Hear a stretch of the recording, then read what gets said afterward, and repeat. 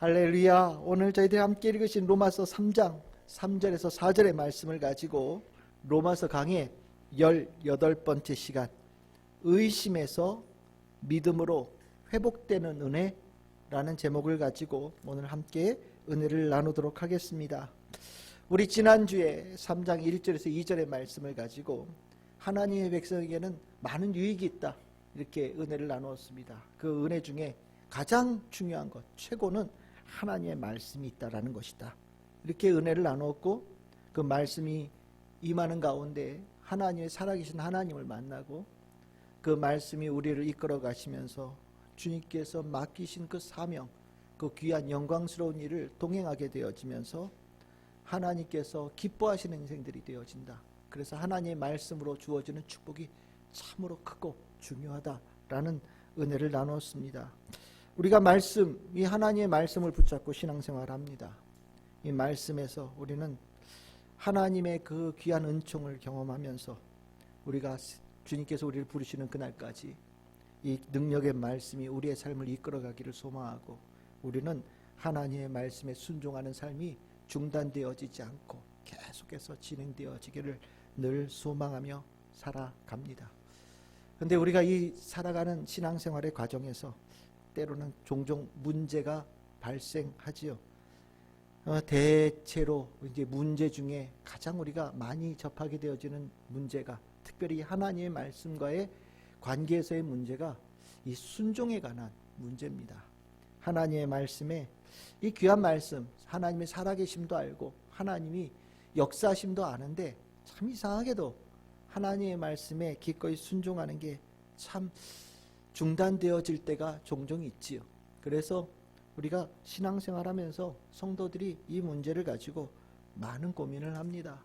이 숫자가 얼마나 될까? 오늘 읽었던 로마서 3장 3절에 바울은 이렇게 얘기합니다.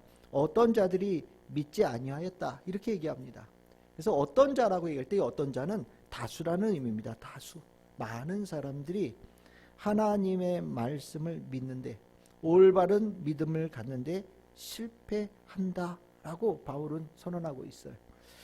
우리가 하나님의 말씀 받았고 하나님 말씀 들었고 하나님의 말씀의 능력도 아는데 도대체 이 말씀에 합당한 신앙의 모습을 살아가는 것이 어렵다. 참 이게 참 우리에게 있는 큰 딜레마입니다. 왜 하나님 살아계시는 걸 알면서도 하나님께서 하신 말씀은 하나님께서 나에게 직접 주시는 말씀 명령으로 듣지 못하는가? 우리에게 참 이 딜레마죠. 아마 성도님들도 저는 하나님이 살아계시는 건 알겠는데 하나님의 말씀은 잘 믿어지지 않을 때가 있어요 라고 얘기하시는 분들이 저는 있는 걸로 제가 알고 있습니다. 또 때로는 언제는 좀 믿어지는 것 같은데 또 언제는 또 잘 안 믿어지는 때도 옵니다 라고 얘기하는 분들도 계시고, 참 하나님의 말씀을 온전하게 믿는 것, 그 믿는 것에 가까이 가는 것이 참 어렵다라는 얘기하는 분들도 계십니다. 또 예전에는 내가 신앙생활 잘했는데 요즘에는 참 냉담한 마음이라서 이 하나님 말씀이 내 마음에 감동이 되지 않습니다 라는 분들도 계시기도 하고요. 도대체 우리 이 귀한 말씀을 받았고 하나님의 살아계심도 아는데 왜 우리는 하나님의 말씀에 순종하는 게 이렇게 어렵게 되어질까요? 오늘 이 읽었던 본문의 말씀을 통하여서 우리가 그 이유와 또 그것의 해결 방안, 또 주님께 주신 그 가운데 은혜도 함께 나누면서 우리 애들의 삶을 조금 더 바르게 세워갈 수 있는 은혜를 함께 나눴으면 좋겠습니다. 오늘 여기 이제 우리가 믿지 못한다라고 할 때 믿음이라고 하는 단어예요. 이 믿음이라는 단어가 우리는 흔히 그냥 하나님을 믿고 예수님을 믿고 이렇게 믿는다, 이렇게 보통 쓰죠. 그런데 오늘 이 3장 3절에 이 믿는다, 믿지 못한다라는 단어는 조금 다른 뉘앙스를 가지고 있는 의미예요. 엄밀하게 표현하면 의 2절과 연결되어 있어요. 하나님께 사랑하는 자에게 무엇을 맡기셨습니까? 하나님의 말씀을 맡기셨다고 그랬죠. 그러니까 우리는 그 말씀을 맡은 자예요. 그럼 우리는 말씀을 하나님께서 우리에게 맡겨주셨을 때 우리를 어떤 마음으로 우리를 어떻게 보시고 맡기셨습니까? 우리를 신뢰하시면서 맡겨주신 거예요. 우리를 신뢰하시니까 맡겨주시는 거예요. 오늘 이 자리에서 하나님께서 여러분들에게 말씀 앞에 불러주시는 것도 하나님께서 여러분들을 기대하고 믿기 때문에 주시는 거예요. 근데 우리가 이 기대하고 주신 이 말씀을 맡았음에도 불구하고 하나님께 그 신뢰를 깨트리는 일들이 일어나잖아요. 하나님의 기대에 충족하지 못하는 것. 그러니까 이건 하나님을 믿고 예수님을 믿고 믿지 않고 이런 차원이 아니라 하나님께서 우리를 신뢰하셨는데, 그리고 신뢰하시면서 어떤 하나님의 말씀과 명령을 맡기셨는데 정작 맡은 우리는 그 말씀을 받아놓고서 그 말씀대로 실행하지 않는 거예요. 그래서 하나님의 그 기대를 깨트리고 하나님의 충성을 다하지 못하는 것, 이것이 오늘 다루고자 하는 그 내용입니다. 그러니까 이거는 우리가 예수 믿고 하나님 믿고 이런 거하고 좀 다르죠. 내가 말씀 받았는데 말씀대로 가지 못하는 거, 말씀대로 따르지 못하는 거. 오늘 내 귀가 열려서 하나님의 말씀을 들었는데 내 이 말씀을 따라서 내가 말씀을 앞에다 놓고 말씀이 이끄는 대로 따라가는 거는 참 발걸음이 안 떨어지는 경우들이 있다라는 거예요. 그걸 얘기하는 겁니다. 여러분들 이거 굉장히 고통스러운 겁니다. 하나님을 믿지 않는 사람들은 이 고통 모르죠. 근데 우리가 신앙생활을 하면서 하나님께 나를 사랑하셔서 하나님 말씀을 주셨다, 그 말씀 안에 살아계신 하나님의 역사가 있다는 것을 내가 알매도 불구하고 받은 말씀을 따라가지 못하고 있는 내 모습을 보면 이건 말할 수 없는 고통이 올라와요. 실은 이건 심각한 영적인 고통입니다. 여러분들 이 어느 때부턴가 하나님의 말씀에 예를 들어서 감동도 없고 예배도 감동이 없고 만족이 없고 그 하나님의 말씀 명령이 들으면 들을수록 순종하지 못하다 보니까 막 부담으로 막 마음속에 오는 경우들이 있거든요. 그리고 나면 이건 다른 사람은 몰라요. 내 안에만 있는 고통이에요. 근데 이 고통이 단순하게 몸이 아픈 고통, 이것 이상의 아주 심각한 영적인 고통이에요. 그래서 하나님의 말씀을 제대로 따르지 못하여서 하나님의 기대를 깨트리고 하나님의 명령에 제대로 순종하지 못하는 것에 대한 이 괴로움은요, 삶의 모든 색채를 어둡게 만들어버려요. 삶에 큰 구멍이 나버려서요. 무엇을 해도 좀 이따 그 기쁨이 싹 사라져버리고 없어져요. 잠시는 반짝거리는 가운데 있는 것 같은데도 갑작스럽게 내가 주님의 말씀 앞에 온전하게 따르지 못하는 흔들리는 믿음의 소유자로 내가 살아가고 있다는 것을 느낄 때 내가 가졌던 만족감도 쑥 다 빠져버려서 아무것도 남지가 않아요. 하나님의 말씀 앞에 제대로 순종하지 못하는 것, 이것은 아주 비참한 영적인 상태입니다. 한마디로 얘기하면 비정상인 거예요. 신앙인에게 있어서 하나님의 말씀, 하나님의 기대에 충족하지 못하는 것은 실은 굉장히 비정상적인 상태라는 것을 보여주는 증거가 되는 겁니다. 그러면 하나님의 말씀, 그 안에 살아계신 하나님 계신다는 거 알면서도 왜 따르지 못하여서 이렇게 고통스러워하는가? 왜 이런 고통이 가게끔 만드는, 신앙이 이렇게 하나님 말씀이 이끌어가는 대로 내가 순종해서 쫓아가면서 신앙의 그 길에 아름다운 열매들이 맺혀진 축복으로 쭉 가야 되는데 왜 가다가 자꾸 주춤주춤하고 걸려 넘어지고 그 하나님의 말씀은 저 앞에 멀리서 나가 있는 것 같은데 나는 왜 이만큼 뚝 떨어져 있어서 홀로 남아있는 것 같은 괴로움을 느끼는가? 이 이유는요, 아까 그 하나님의 말씀 우리에게 어떻게 주셨다고요? 우리를 신뢰하면서 주셨다고 그랬잖아요.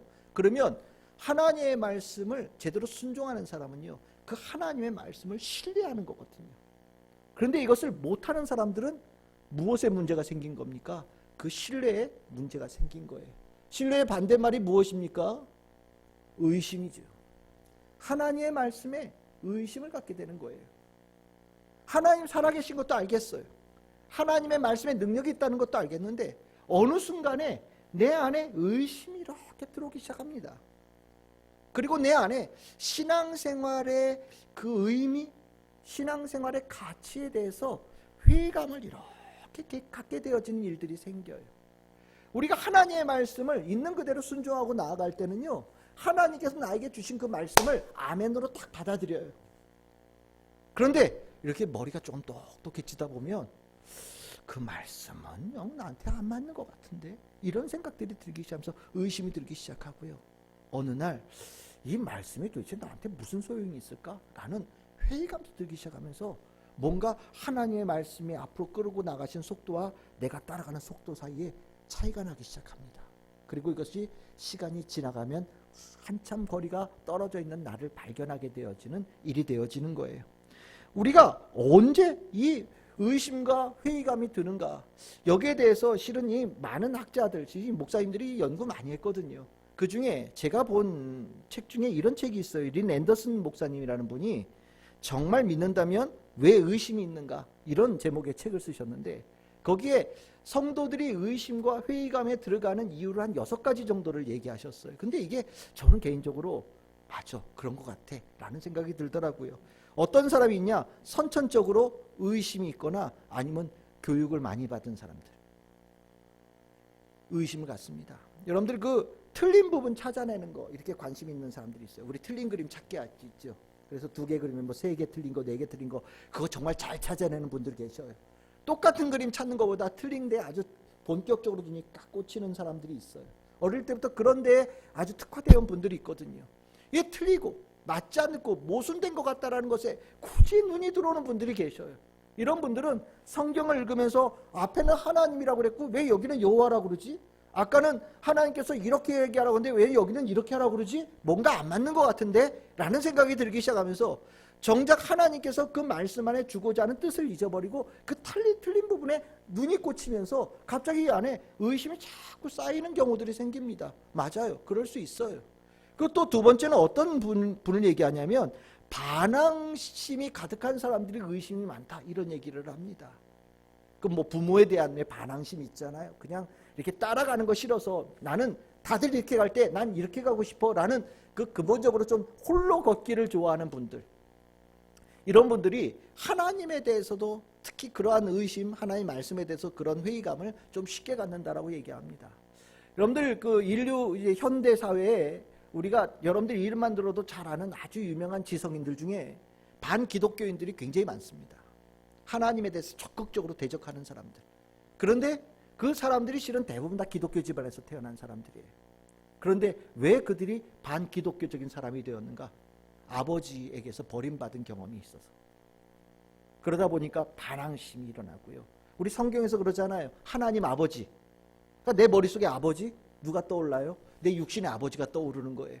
그러니까 내 아버지 미운데 아버지 하나님, 하나님 아버지 별론 것 같은데, 그러면서 그 하나님에 대해서도 의심을 갖고 거부하는 사람들이 있다라는 거예요. 아마 여러분들 이름 드시면 아실 거예요. 버트란트 러셀이라든지 장폴 사르트르라든지 프리드리 니체라든지 알베르트 까미라든지 지그문트 프로이드라든지 칼 마르크스라든지 전부 다 이런 사람들, 아버지에게 버림받거나 아버지의 관계에서 문제가 생기면서 기독교에 대해서 반감을 가진 사람들인데 의심을 가지면서 다들 이 반항심에 가지고 있는 문제다라는 얘기를 합니다. 3번째는 하나님에 대해서 실망을 가진 경우에 이런 회의감을 갖는다고 그래요. 그게 무슨 소리냐면 뭐 원하는 게 있잖아요. 하나님께 기도해요. 하나님 나 이거 주세요. 하나님께 나 이걸 원해요. 난 이걸 바래요 라고 기도했는데 내가 원하는 대로 얻어지지 않은 경우에, 또 내가 원하는 시간에 응답이 오지 않았던 경험을 가졌을 때 실망감을 갖게 되어지는 경우도 있다는 거예요. 또 그리고 어떤 경우가 있냐, 내가 신뢰를 가지고 어떤 신앙의 모델로 삼았던 사람이 그 신앙의 모습이 옳지 않은 모습을 볼 때 신앙에 대해서 실망을 가지면서 정말 신앙이라는 게 무엇인가에 대해서 의심을 갖게 만든다, 이런 얘기도 합니다.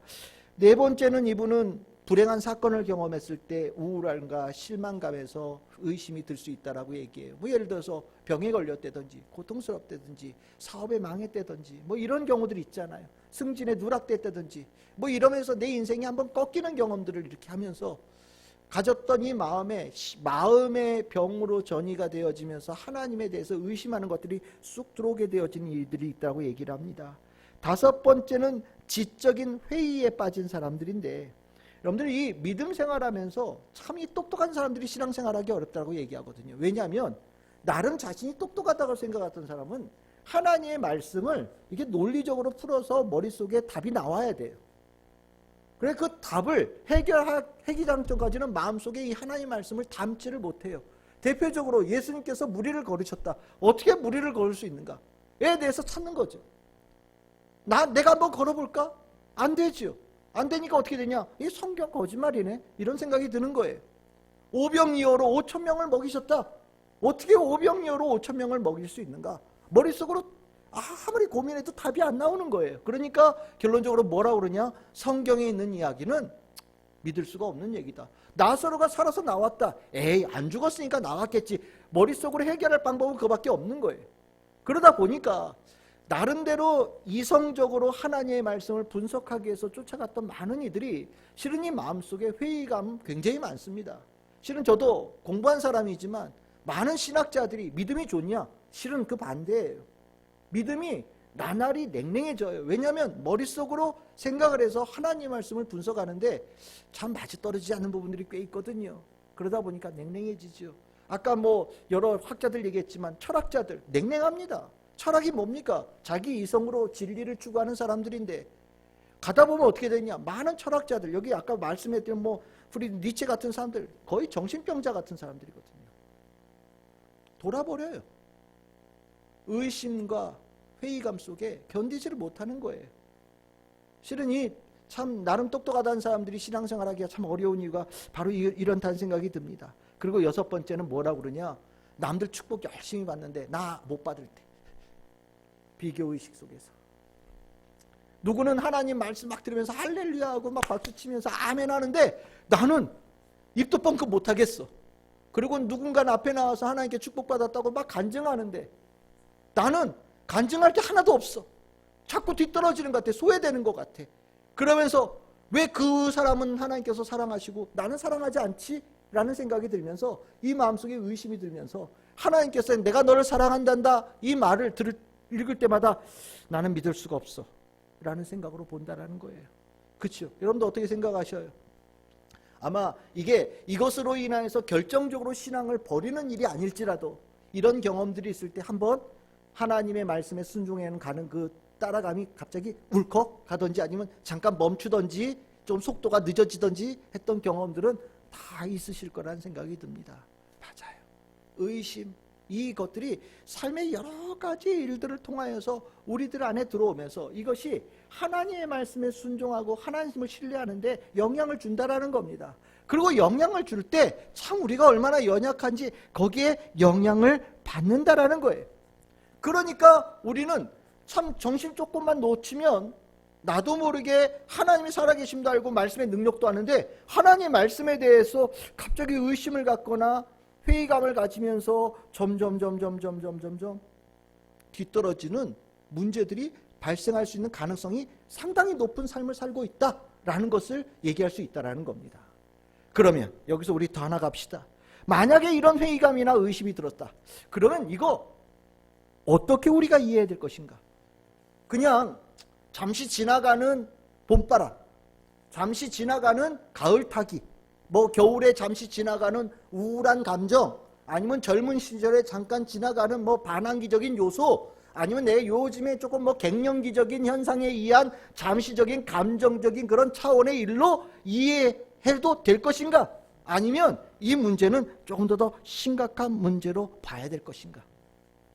의심과 불신이 이렇게 여러 가지 요건에서 늘 언제나 우리들에게 올 수 있다면 실은 조금 쉽게 생각한다면 이거 감기 같은 거 아니야? 한 일주일 정도 지나면 낫는 거 아니야?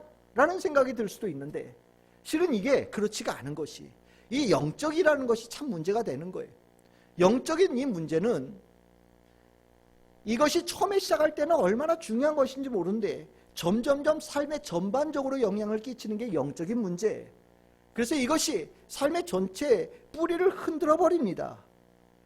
이 영적인 문제가 된다는 게 무엇이냐면 처음에 작은 의심이 그냥 두면 믿음으로 저절로 돌아가질 않고요. 그대로 두면 나중에 어떻게 되느냐? 반신앙, 완전히 신앙에 대해서 담을 쌓고 하나님, 예수님, 성령님이라는 말만 들으면 두드러기 반응이 나오는 역반응이 나는 사람으로 완전히 변질되어진 일들이 일어난다는 거예요. 이게 무엇을 얘기하냐면 영의 소멸을 얘기하는 겁니다. 영의 죽음을 얘기하는 거예요. 만성화된 의심과 회의감은요, 우리로 하여금 영의 죽음의 세계로 들어가서 삶의 전체의 색깔을 어둡고 비관적이고 부정적인 색깔로 완전히 덮어버리는 큰 질병으로 나아간다라는 겁니다.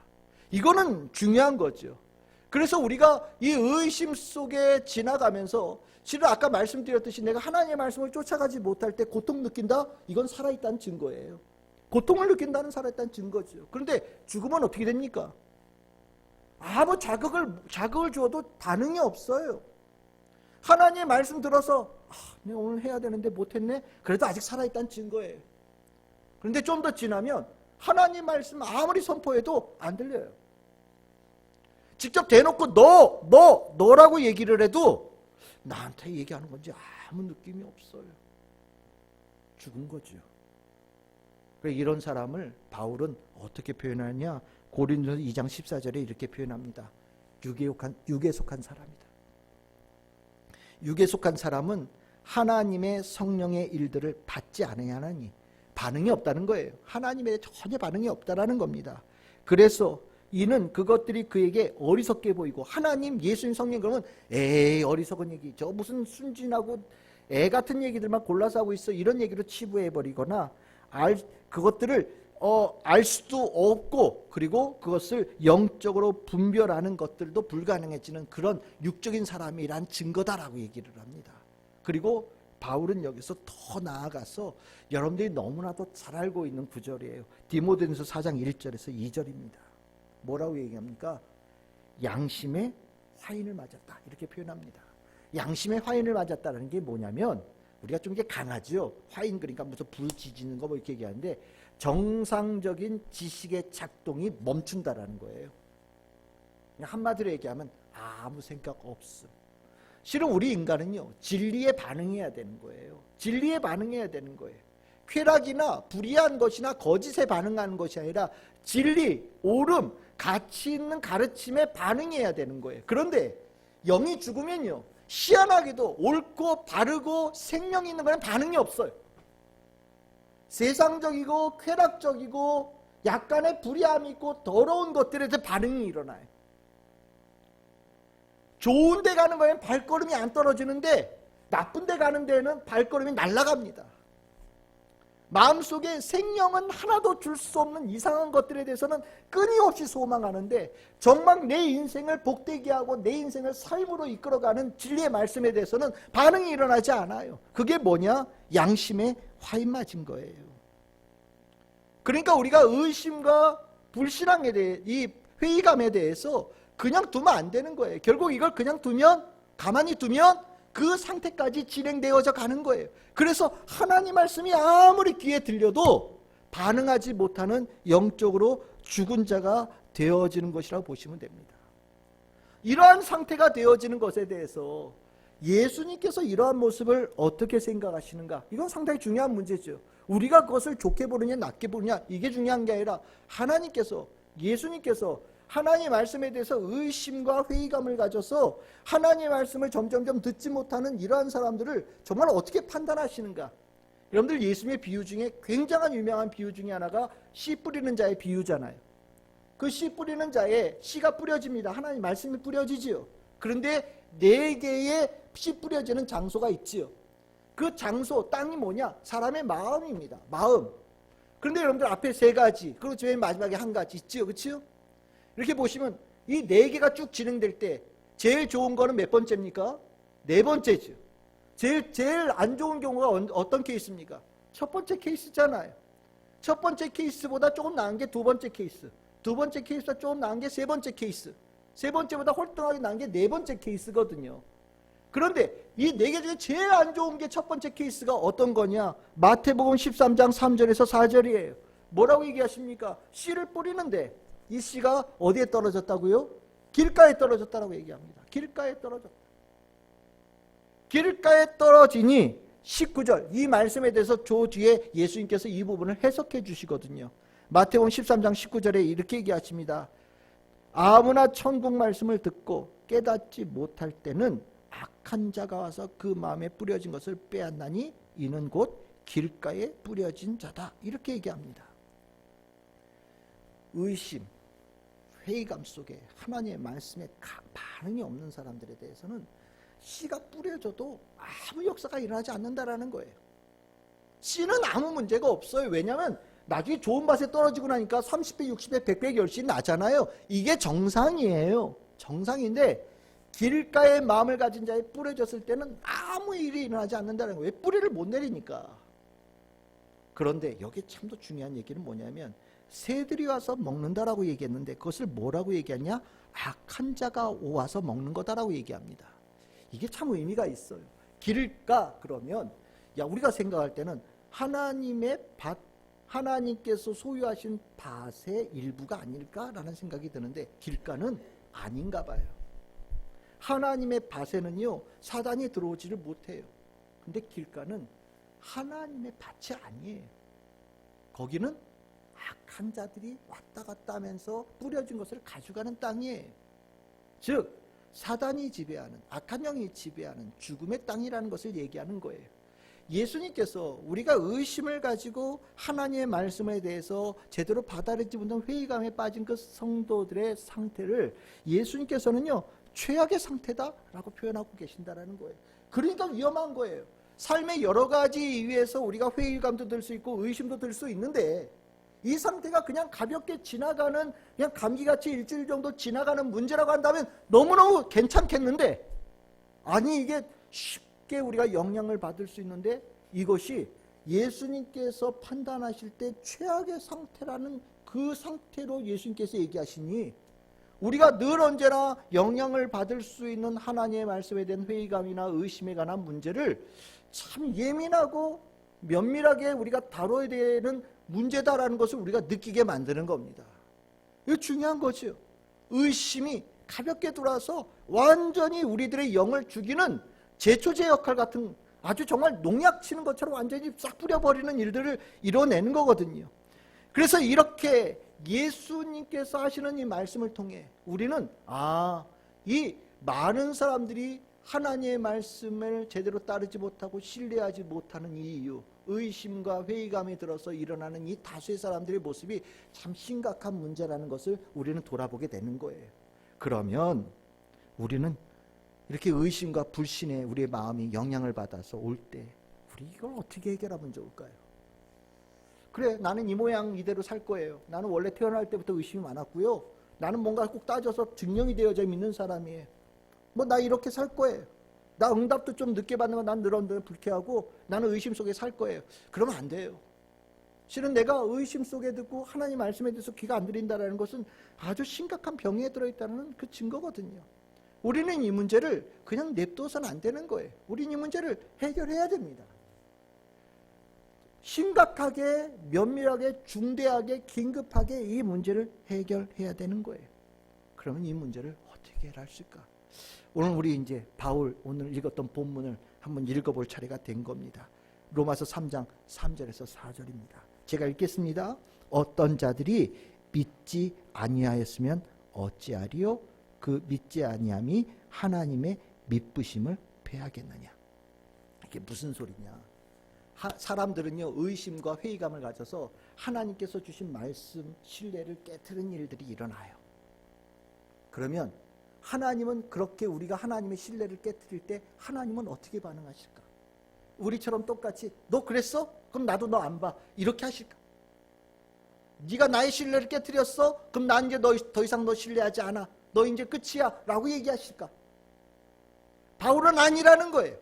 사람들은 하나님의 말씀과 하나님의 능력, 하나님의 살아계심에 대해서 의심하고 회의감을 가지면서 하나님의 기대에 어긋나는 일을 계속해서 벌일지라도 하나님은요 전혀 그것과 상관없이 계속해서 하나님의 사람들이 그 의심으로부터 벗어나게 하기 위해서 계속해서 다가오시는 그 일을 하신다라는 겁니다.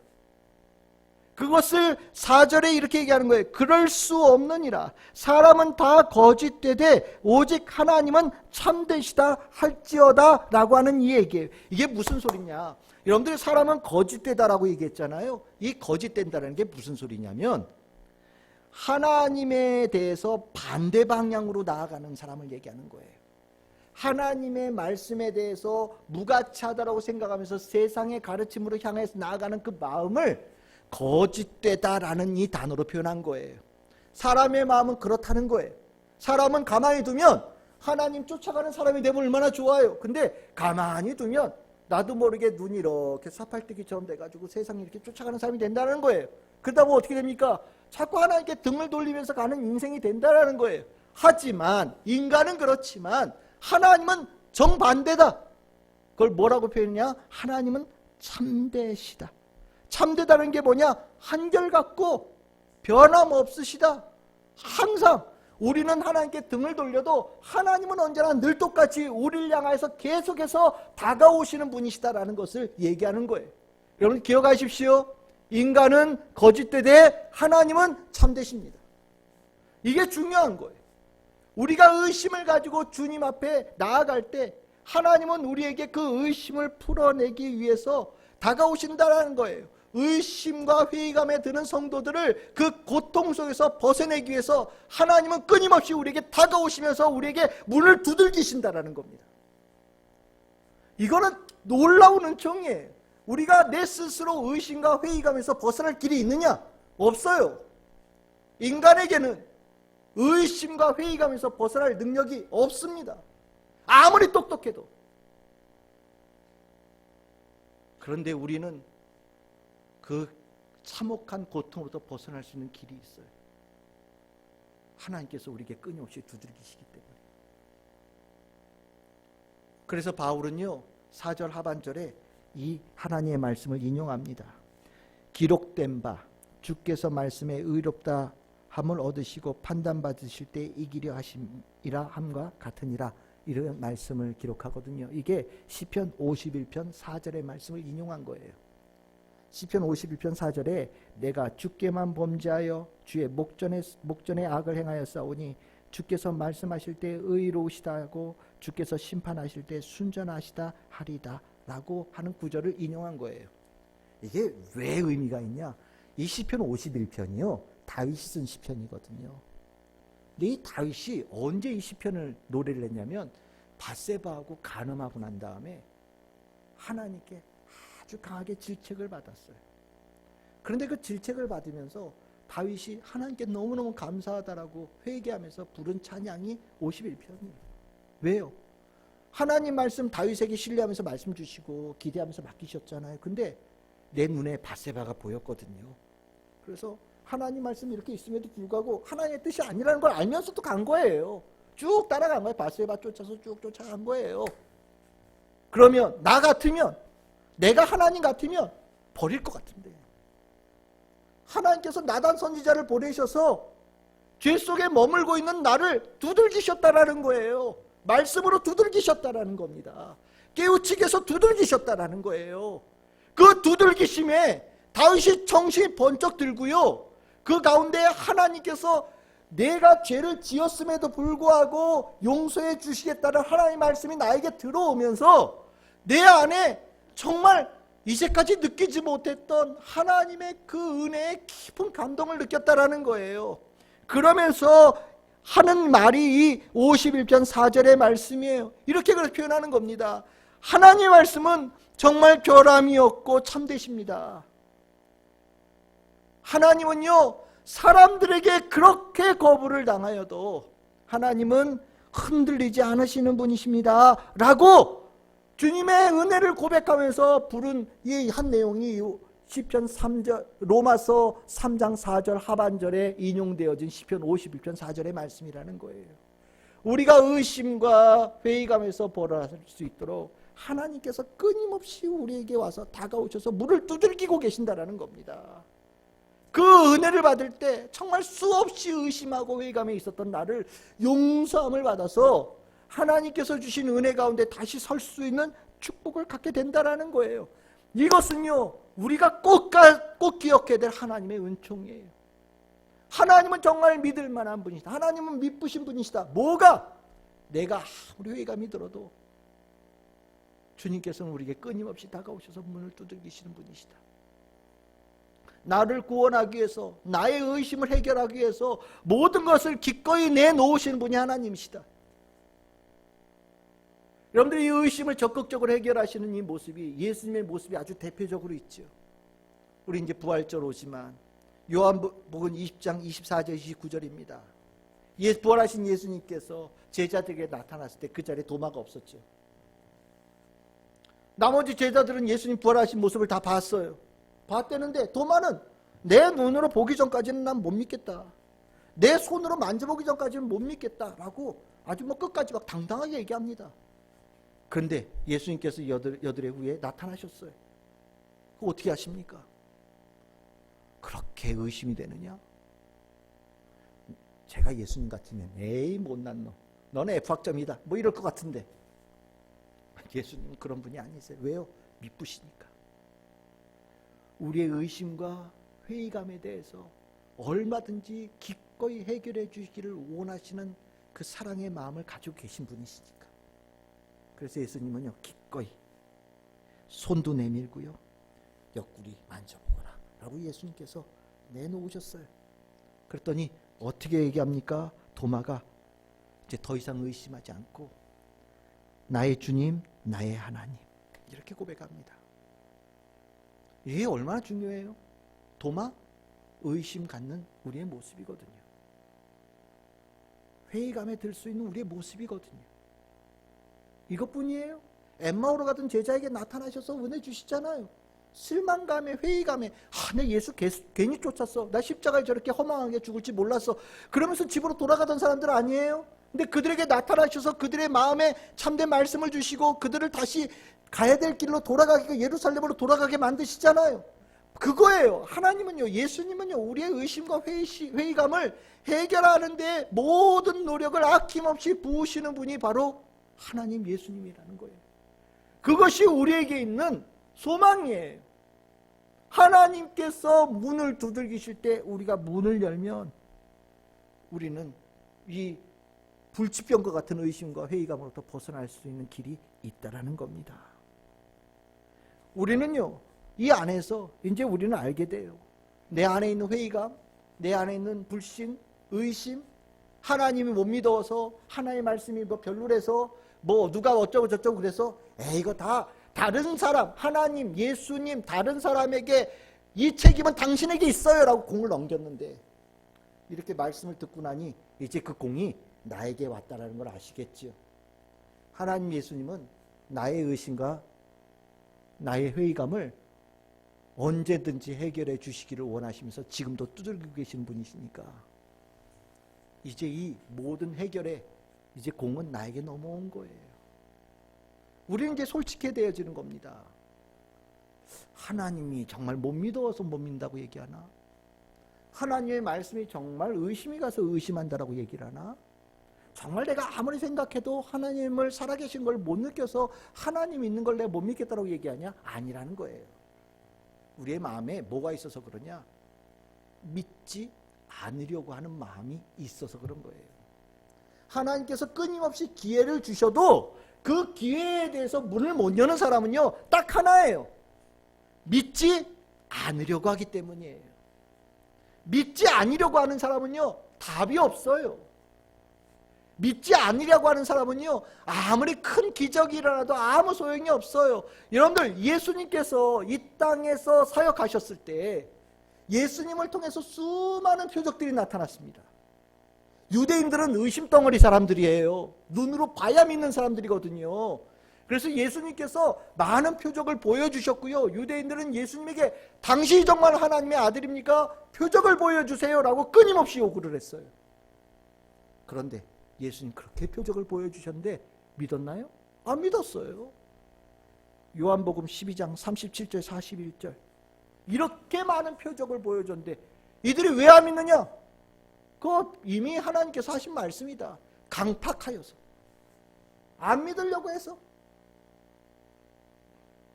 안 믿으려고 작정하고 하나님의 말씀을 들으니 아무리 하나님께서 마음의 문을 두들겨도 문을 열 리가 없고, 그래놓고서 계속 하나님을 나를 믿게끔 해봐요, 내 의심을 풀어봐 주세요 라고 얘기하고 있다라는 거예요. 믿지 않으려고 하는 자신의 마음을 감추면서 말이죠. 믿지 않으려고 하는 것은요, 이거는 주님께 주신 수많은 은총을 버리는 죄를 범하는 거예요. 진짜로요. 그러면 반대로 믿으려고 하는 사람은요, 믿으려고 하는 사람은 뭐 배움이 없고 뭐 머리가 똑똑하지 않고 뭐 그래도요, 주님께서 주신 은혜 속에 모든 것을 진짜 믿음으로 나아가는 은총을 입어요. 그게 요한복음에 나오는 9장에 나오는 사람이에요. 9장 35절에서 38절 아주 유명한 사람이죠. 그냥 흔히 태생소경, 태어날 때부터 못 봤던 사람. 근데 예수님께서 그를 불쌍히 보셔서 눈을 뜰 수 있는 은총을 베푸셨어요. 나중에 눈이 다 떠진 다음에 예수님께서 그 사람 앞에 나타났잖아요. 뭐라고 얘기하십니까? 네가 인자를 믿느냐 나를 믿느냐? 내 지금 눈으로 처음 본 분인데 뭘 어떻게 알겠어요? 근데 이 사람이 뭐라고 그래요? 누구십니까? 라고 했고, 내가 믿고자 합니다. 나 믿고 싶습니다. 그랬더니 예수님께서 뭐라고 그러셔요? 네가 보는 그 사람, 내가 너를 눈뜨게 한 사람이다 라고 가르쳐 주셨고요. 그가 38절에 보면 뭐라고 그래요? 바로 얘기하죠. 믿습니다 라는 얘기가 나와요. 대생소경은 다른 거 아니에요. 믿고자 하는 마음이 있으니까 그 안에 있는 의심을 예수님께서 모든 것을 다 보여주시면서 풀어주신 거예요. 이 안에 여러분들 단순한 말이 아니에요. 이 예수님을 처음 본 사람에게 예수님은요 하나님의 아들이신 것을 그 사람에게 다 보여주신 겁니다. 당신이 나를 눈 고쳐준 사람인지 어떻게 알아요? 라고 대든다면 아마 이거 해결할 방법이 없겠죠. 그런데 예수님께서 다 보여주셨어요. 그랬더니 이 사람은 믿는 자가 됐다라는 것을 얘기하는 겁니다. 이제 공은 우리에게 있는 거예요. 내가 믿고자 하는 마음으로 하나님의 말씀을 보느냐, 내가 믿고자 하는 마음으로 하나님의 말씀을 따르느냐, 내가 믿고자 하는 마음으로 하나님을 예배드리는 상도로 살아가고 있느냐, 이게 중요한 거예요. 믿고자 하는 마음이 없다면 수많은 하나님의 은총이 있어도 그 은총은 다 헛된 기회가 될 뿐입니다. 이제 우리는 믿고자 하는 마음으로 하나님을 경험함을 통하여서 의심으로부터 벗어날 수 있는 은총을 입습니다. 시편 34편 8절의 말씀이 우리 모든 성도들에게 은혜가 될 수 있기를 소망합니다. 우리 한 목소리를 읽겠습니다. 너희는 여호와의 선하심을 맛보아 알지어다. 그에게 피하는 자는 복이 있도다. 아멘. 맛보다. 내 혀로 하나님을 느끼는 거예요. 하나님의 선하심을 맛보거라. 믿고자 하는 것이 무엇이냐? 하나님을 경험하는 거예요. 하나님을 경험하면요, 하나님의 경험 속에서 내 머릿속에 있는 의심은요 주님의 은혜 속에 다 사라져요. 내 의심보다 더 큰 하나님의 은혜가 내 삶에 임합니다.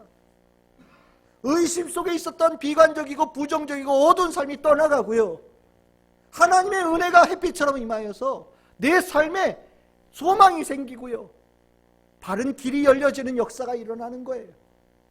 하나님의 말씀이 나에게 다가와도 온전히 따르지 못할 때 너무너무 깊은 고통이 있었다면 하나님의 은혜가 내 안에 임하여서 하나님의 말씀에 기뻐하며 순종하는 자가 되어질 때 하늘로부터 내려오는 참된 즐거움과 기쁨으로 충만해지는 축복을 받는 거예요. 오늘 이 로마서 3장 3절에서 4절의 말씀은 하나님께서 우리를 의심으로부터 벗어내주기 위해서 얼마나 귀한 역사를, 사랑을 베푸시고 계시는지를 우리에게 가르쳐주는 말씀입니다. 오늘 이 자리에 계신 모든 성도님들, 여러분들의 마음속에 혹 하나님의 말씀에 대해서 의심이 있고 회의감이 들 때 여러분들 기억하십시오. 여러분들의 마음의 문을 지금도 두들기고 계셔요. 그 문을 두들기실 때 그 문을 열어서 하나님의 은혜를 맛보기를 소망하고 그 가운데 여러분들의 삶에 큰 기적이 일어날 수 있기를 소망합니다. 이 자리에 있는 모든 분들이 의심을 벗어버리고 복된 믿음의 사람, 하나님의 말씀의 능력과 축복을 누리며 살아가는 성도들이 다 되시기를 주님의 이름으로 축복합니다.